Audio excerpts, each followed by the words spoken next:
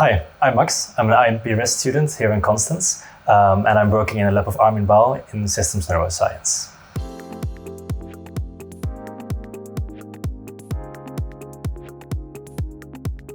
So what are the main things you work on? I specifically work with zebrafish, which are super small fish, but they're so small that their skull is transparent, which allows us to do non-invasive, easy brain imaging. And what I'm looking at is specifically at their behavior and how their navigational strategies change with development. Because what I found is that the larvae prefer to spend more time in brighter areas, whereas the older brothers and sisters, just 3 weeks later, actually hang out way more in the dark. And this got me super excited, and I'm now trying to come up with models that can explain this transition.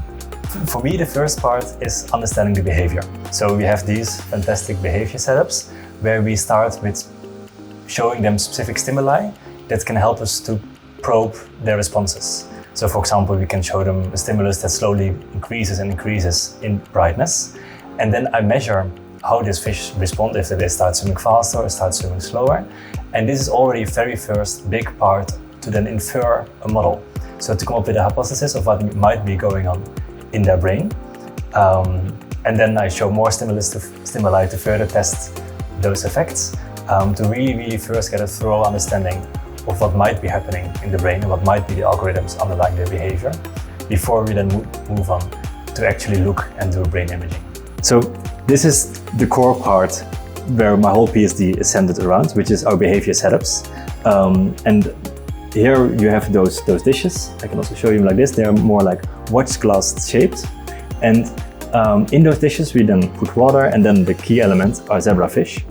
And from below, we have those projectors from which we can project visual stimuli in these arenas. And on the top, we have those cameras that can measure the position of the fish. And so in this way, we can control what the fish is seeing, while at the same time measuring how the fish responds to this visual stimuli, which we then use as data acquisition to define and constrain our models. Then after you come up with those models of how it works, how do you know if it's correct or not? Yeah, that's a very valid question. So I implemented simulation environments in which we now have virtual fish that swim around in the same environments as our real fish would do.